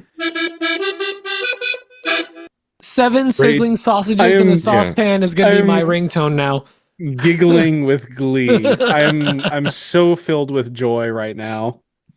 Why? Why ever are you filled with joy? Please explain that first. Because Thomas joined the Discord and he posted in the patron-only Discord? The patron-only Discord. Wow. Which turns out a lot of people weren't getting the invites from Patreon because they didn't have Patreon because they didn't have their Discord's link. So I posted the link and made it like a paid member post, and suddenly 20 people flew in, which only added to the chaos. But he was asking about a question, and then he asked what would be a really fun thing to say in a thick French accent, and I told him to say that. And that's pretty good. He said it, and it was delightful to hear. Proud of you, Braden. Thank you. All right, anyway, so all right, he's finally back. We've been waiting for you. I'm so sorry. I'm kidding. We didn't even get to answer yet. We're still talking about the 7 sizzling sausages in a saucepan. You know this podcast. You know what you're getting into. All I will say my answer is a little short, and that is my save for later on Amazon is pretty long. But I do occasionally go in there and delete stuff out. But I know people that theirs is miles long. Things just go in there all the time. For people who can't quite understand Toma, and because I know people are out there, definitely not me, but other people. Could you? You want the question? Yeah. What was the question? Oh, let me translate it for you, Dan. Dan's like, No, I don't it's for understand it. I'm our just saying listeners. other people don't Have understand it. It's for our you listeners. ever questioned yourself for days before buying yourself a tool? I can't help myself but wonder. Forever, do I really need it? Isn't it a lot of money? I ponder until my brain is like 7 sizzling sausages in a saucepan, so am I the only one? Can I? Go ahead. Yeah. So please. so I have this graph, right? Basically, it's like time Nerd. versus Hot immediate, course you do. versus immediate buying it, right? So the Okay. cheaper it is, the more likely I'm just gonna just buy it, right? The more Yeah. expensive it is, the more I'm gonna like research the hell out of it. The more I'm gonna find comparisons to other tools, like can I do the same thing through like more skill versus the tool itself being easy to use and doing the thing that I need to do and justifying and all that stuff. So like for me, like a car, like that I really wanted, I spent like 6 years thinking about buying this car before I actually bought the car. With like, this little trinket thing that I see for like woodworking tools that's like $20, I'll just buy it, Yeah. So it's just it's less commitment, you don't care about it. But when it's more money, definitely have to do your research. Do you guys ever get tunnel vision when sometimes you find something? It might not have been a brand name product. It might not be like the main tool, whatever, but you find Wheels and tires. Yeah. whatever, some kind of, even like some tool or whatever. And you like to do your due diligence. You still want to research the other stuff, but you're like, that's already in my cart. I mean, like you're like locked in and you like almost refuse to learn about anything else because in your mind, you've made up your mind, but you have to convince yourself that it's the thing you want. And then sometimes even convince your wife. She's like, I don't know, just if you think you need it, just get it. You're right, Emma, I should get it. Like that's, like you have to like trick yourself into doing the thing. You're gonna end up doing it. You're gonna end up buying it. Sometimes there's those items that you just know. You just Yeah. know that that's what you want and that's it. Yeah. Braden? I have a mixture, and it seems to be right around like the $300 to $400 range is like where coin flip. I'm just buying it because I'm irresponsible, or I will obsess over it unreasonably so for months. And I have a story, and it's not about a tool, but there's a ramen joint here in Omaha that they do every year around like Black Friday. They do something called a golden ticket, and they sell 20 of these things, and you pay for it. And it's like $350 depending on like it's gone up. I don't even know the frequency. America. Worth it. Biden's America. And you buy it and you get a bowl of ramen every day for the next year. Bro, What? Dude, they're losing easy. money. And, Easy. And You could have told me so once a month and I would have said yes. and I mean, it's a ramen joint. Like it's $14 to $17 bowls of ramen, like good price. And Is that Ika? Do you have to it wait is in Ika. line to Yeah, get it's that? Ika. You have to wait in line. I would have camp immediately out bought for it? that. No, I bought it over the phone and went and picked it up. done But so that. the first year that I found out about it, I had just started my new job. And so I was flat broke, couldn't afford it, knew I wanted it, but couldn't afford it. The next year, I was okay. Like I probably could get it, but like I couldn't convince myself that, it's a lot of money. And the next year, I definitely could afford it. But I was like, for weeks, I was doing like a cost analysis breakdown. I figured out my break even point, how many times I had to go. Oh my God. And I'm just talking to Aretha about this nonstop. I'm like I'm trying to figure out if I should do this. Is this a good buy? And I was, it was a good time in my industry. And finally she snapped. She's like, Braden, I don't give a Pete's got the beeper. Buy it. Don't buy it. I don't care. Shut up. Do not say it. Don't talk about it. Which is like Dave's background. It's a green light if I've ever heard one.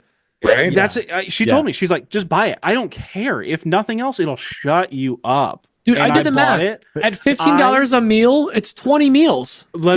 Easy. Easy.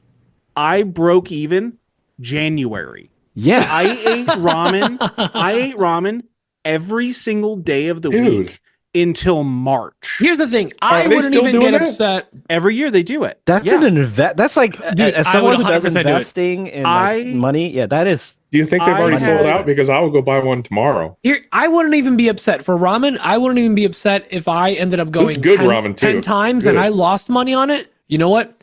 I was in the club. I could go anytime. Yeah, it got to the point you're supposed to like bring in this ticket. By the end of January, they were just like, we don't care if you have it. We know. I went for lunch, and this is back when I was working in the office, and it was like, hey, I'm gonna get out. I broke even in January. I ate ramen every single day of the weekday. Broke January 20th. Broke even until like late April. I had so much ramen. I was probably ramen broth. Like I didn't have blood anymore. I was ramen broth. And then finally, like it got 100 degrees out here, and I backed it off to like 3 days a week. When I lived in Astoria, there was a ramen shop that opened, and literally the first like 2-3 weeks, I went for dinner every night, so I could actually go through every item on the menu until I was done. The owner, like. We became friends. I actually did like some content for them a long time ago, like shooting video for them for promotion and stuff. And it's just like I went there so much that that value would be insane. They would lose so much money on like thousands of dollars. They probably regretted it financially. I was getting to the point, and they only have so many options, and I ate them all so often. Yeah, I would just be like, I don't care. Just mix up whatever you want. Like make whatever and just what's bring it left over in all the pots. Give me what's the worst that happens. Like I just don't get that tomorrow. So yeah, we got tonkatsu, miso, boba ramen, whatever. Just mix it all together. I was eating some weird stuff. But it was really good. But yeah, by the end of the year, there's only so many combinations of the set 50 items that they've got that you can put in that bowl. And I'd had every. So you're both a solid and a liquid. You're basically almost plasma. He's a Newtonian fluid. Yeah, there you go. But, yeah, it was really good. So Dan, you might be able to check. They might still have it. Oh my God. I kind of want to go buy me and Sutton one. Yeah. That'd be worth it. To answer the question about like hemming and hawing about buying stuff. Yeah, it took me 3 years to buy something I broke even in 20 days. Yeah. That's a no-brainer. That was a no-brainer. Oh, it was a lot of brainer. I did so much math on it. I don't I don't do any of that, but I do get tunnel vision like Pete mentioned. Like once I know that I want something, like that's all I can fixate on. And eventually I will get it. It's just a matter of like breaking my wife down. The stupid racks you sent me on TikTok. I was like, I was like, yeah, I have enough racks. I have a problem. I organize too much. But then I looked at them again. They kept coming up in my feed. And then when I went to buy them, I almost bought it off the wrong link. And I was like, no, these aren't the ones. These aren't the ones he sent. These aren't the I need to have famous ones on the TikTok and I went back through the messages and I clicked that link, and then like, okay, these are the ones. And like it was the same price. Pictures were similar, but it was a different seller. And I'm like, no, it has to be the ones. It has to be the account, right? Because they're all like random, just Chinese brands. But like you sometimes just get tunnel vision over dumb stuff. But I get tunnel vision bad. Is your save for later on Amazon like dangerous? No, I don't have a save for later because I usually just buy save for now. You know what's the worst is when right now items you have in your save for later is like no longer available, or it's just grayed out. And you're like, what was it? What was the thing? And it's gone. No! I'll never get it now. Because I sometimes what I'll do is sometimes I just need to get just up to that $25 for Prime, right, for same day. And you know what? We'll treat yourself. That little square was only $9. Yeah, it's $8 more than I need. But whatever, might as well treat yourself. Treat yourself, exactly. Let's see. God, now I want some ramen. Right? Me too. Right? I want ramen bad. You guys want to go get ramen after this? All right. I had I wanna ramen go for to dinner, bed, but I but- still want ramen. I always Last- want ramen. Actually, you know what? I'm gonna call it on questions here. Oh dang. Okay. Yeah. Well, we have Joe from it's a router, a dovetail jig question, and we have Mitch Hale with a CNC question. We You know what? I'll play do the them Mitch Hale next week? question. Yeah, we'll probably work them in next week, but I'll play the Mitch Hale question because that's the CNC one. Dave's got one, and it'll be quick because we don't have to talk, Dave. So yeah, here's this question. What's up, guys? It's Mitch from Horn Dog Maps. Ooh. My new Onefinity CNC is arriving today, and right now I am building a table for it. So my question is, how do you have your spoil board set up? Are you just running a flat MDF top? Are you adding in holes for the PVC pipe fences? Did you carve in a grid or something different?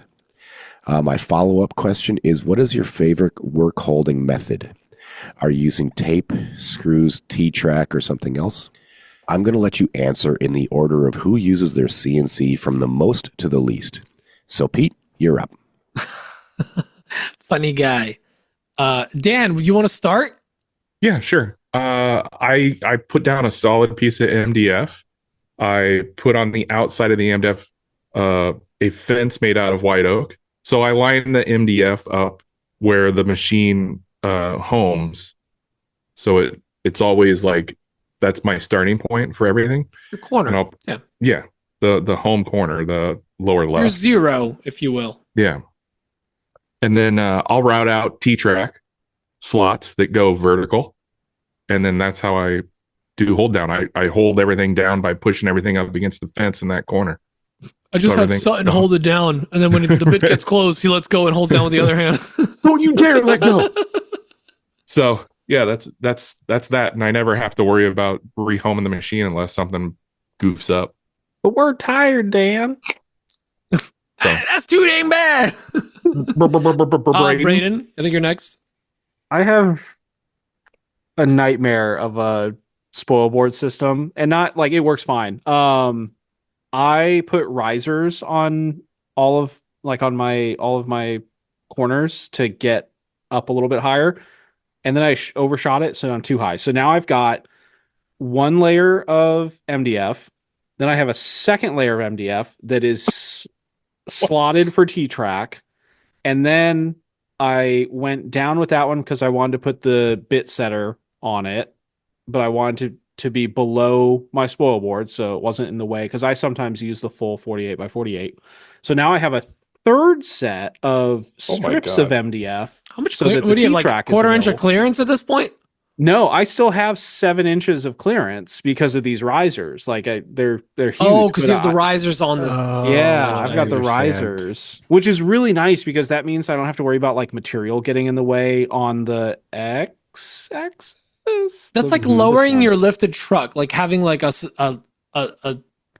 low rider suspension on your lifted truck. With the Carolina lift, is that what that's called? You're lifting it and you're also lowering it. It's very confusing, and I'm hoping to fix it soon with a totally what a different. nightmare. So he hold-down lifted it so setup. he could lift up his workpiece with all the MDFs. Yeah. to cut. I lifted it because I wanted to keep the space between the spindle and the spool board, but I still want to recess the bit setter. Got it. But I didn't want to cut into my table because I have a torsion box table. So I did that. So I've got some T-track for hold down, which I never use because I can't seem to get it to pin quite right. I actually cut out a fence where I can use inch PVC pipe that I've like cut up into like little inch, basically the two moose design. And so those are super replaceable. So I've got a fence there. On the Elite, I can actually set that as a second 0. So I can actually 0 right off that without having to reprobe. And then what I use 99% of the time to hold stuff down is Problems. 18 gauge brad nails. And I just leave the room if I hit a nail and ride it all the way to the bottom. Quarter inch bit can go through that. You know they have the plastic brad nails. I'm Yeah. looking at that. That is one of those products where I will buy stuff that's more expensive without thinking about it. But this $200 nail gun that I would use literally every day, I've like paralyzed myself about. And there's not even other options. There's like No, you two just need the options. nails. You don't need the gun itself. You have to have No, the you gun need the gun. to use the nail. The Really? regular nail gun Yeah. is it won't work in it. Yeah. Oh. Yeah, I know. So I've even thought about like I was going down a rabbit hole of like resin printing the nails and seeing if I God. could make ones for Oh, like no. but that would involve some people you have having maybe to tried use your some 3D resin print, printer. but some people have tried 3D printing them and they would explode. Yeah. So I was like, you know what, maybe not. But yeah, Interesting. that's what I would recommend using. That's what I should be using. But you know, It's funny that he brings this up because I was just telling Sutton today that we need to replace both spoil boards. Pretty We soon. got to do something about this. That was my Dan impression. All right. that's too dang bad. Pete, are you Who- next? I'm next. Yeah, I'm I next. think So Pete's next. He's using, yeah. my go-to for the CNC is you grab a piece of MDF, you slap it on there, you pre-drill some holes in the corners and screw it down, and then I actually have a file. I should just upload that. I do the threaded insert holes, so it's just a little coin and then a hole all the way through. I don't care if it goes on lot my of work. table a little bit. Put in my threaded inserts and then I flip it over. And then once it's down in the corners, and I usually will do one, it's a countersink hole. So when I actually attach it to the table, it's only holding like the last 1/4 inch of material. And the threaded inserts, they're only up like 1/4 inch, 3/8.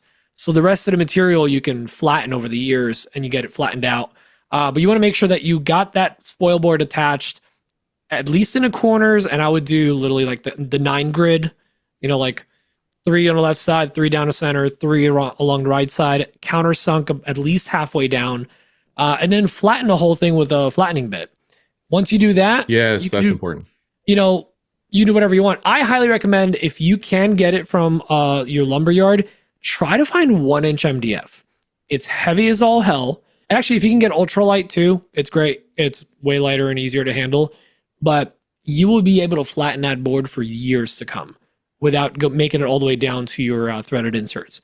I like threaded especially if you inserts. never turn on the CNC. It's great. I highly recommend. But the threaded inserts, like I like them because you can put your attachment points wherever you want. Whereas the T-track, you kind of have to, like, sometimes they won't reach quite right. Some people do the combo. They'll be threaded insert, like, each one of your straight sections of MDF has threaded inserts, and then they also have the T-track. I think that works too. And then now you got the whole like vacuum table set up, so that works too. I think Morgan Hop on the Onefinity page showed a modular spoil board system that he came up with. I think. Is that right? Is that maybe somebody did? I think it was somebody did that, and yeah, it was like little 4x4 or like section. You could basically like Tetris in your whole. Yeah. And that's a good point. I have seen in the past people that have like the one section is like just flat, but then the other sections is literally just jigs to hold a thing they make all the time. And since Mitch is making maps, like he may be using it for a certain design or something. If you're just cranking out a thing all the time, don't be afraid to just have a piece of it attached to your table. Maybe you're not using that 4x4 all the time. So it might be worth doing. I don't know if it was Morgan now. Morgan? Dave, what about you? Yeah, so what's your hold down situation? So my Onefinity is mounted to the wall. So I have that unique situation where I'm using their whole mounting system. So I have that sectional spoil board that sits on that T-track already. So you cut the panels, you screw it in. The issue with that is that you have to have those holes pre-screwed in. Like basically a CNC has to cut it out perfectly each time. So the first time I did it was on my Shaper Origin, but now I can actually do it on my CNC. So the hold downs now are the tracks, but also because it's wall mounted, I have a single bar on the bottom that kind of just holds my whatever I'm cutting at 0 and holds it from gravity. So the bottom is hardly even like held down. So it's like maybe I'll use double-sided tape. And then I'll use 2 3D printed clamps on the top that screw down to the T-track, kind of like those not L shaped, but kind of those big angled. Yeah, those I like to think of them as some sort of like point your finger upside down. Yeah, it's like a What's my call 160 degree kind of angled hold down. Yeah, that's all I use really. But I need to use my CNC more. But Actually, when was the didn't last talk time you about turned the- on your CNC? Yeah, when's your last one? I actually turned it on like 2022. a month ago to like Oh. just service it, like clean it, just move it around, oil it up. Oh yeah, that's and then I turned it servicing down. right there. Yeah, and then before that, I think I made a cut year and a half ago. I was not far off. Yeah. Hey, he's not CNC Dave. He's 3D DIY Dave. So like, Well, CNC is like reverse 3D printing. So my issue, It if really anyone is. doesn't know, It is. I do all my stuff at night, and my garage is attached to the house, so it's just super loud, and all my carves are like a couple of hours. And then I had a baby, and nap time always coincides with. You had a baby? doesn't it really? Yeah, like, I had a baby. I know my body looks really good right now. I'm running but- into that Yeah, issue look at too, you. where like I can't make noise certain times because Exactly. baby. There you go. Yep, that's what it Oh, was. FYI, Braden has informed me that Hamilton baby. Billbeck is the one with the Oh, modular spoil board. By the way, what I didn't say is actually how I hold down my material. And I'm there with Braden. I do the brad nails too in the corners. I have been really thinking about getting that gun. If I do start picking up on CNCing more, I might do it. That being said, you can run over a 18 gauge brad nail a couple times with a bit, and it'll still cut. You can. It emotionally hurts. Yeah. You can I mean- do a lot of things with a bit. Yeah. I think I- drilling a Fuck. hole and putting like a screw in, it works. If I you- have enough room, yes. Yeah, if you have a bigger piece and you just know your path, it's fine. And actually, it works out better if you're doing kind of like the double-sided stuff, and you have a reference point. What I've actually done before, if I had a complex thing and I needed it to hold down in random spots, I would run an initial cut where the bit would just go around and just boop spots where no bit would come close to. And I would brad nail right through those little holes of the 1/4 inch, like little 1/4 inch circles. And as long as it didn't go like sideways, if you're going into hardwood, sometimes it goes sideways and you hear that like little, oh, what was that? But you can I'm going inside now. You can tell yourself ahead of time, you can know exactly where you can put down your brad nails. And if you're carving MDF or something or plywood, it's easy. And then for the fences, I just use my 3D printed ones because you can go right through a 3D printed part and it does nothing to your bit. It might even sharpen it. Huh. Yeah. Yeah. Okay. Neat. Yeah. All right. Well, we got some other questions, but we'll get into them next time because we're almost at 2 hours and we've very much loved having Dave here. Right, guys? Yeah. Sometimes they forget they're on a podcast. Sorry. Dave. Yeah. I had an okay time. Okay. Well, Dave, Fine. thank you for joining us. Thank you for And having me.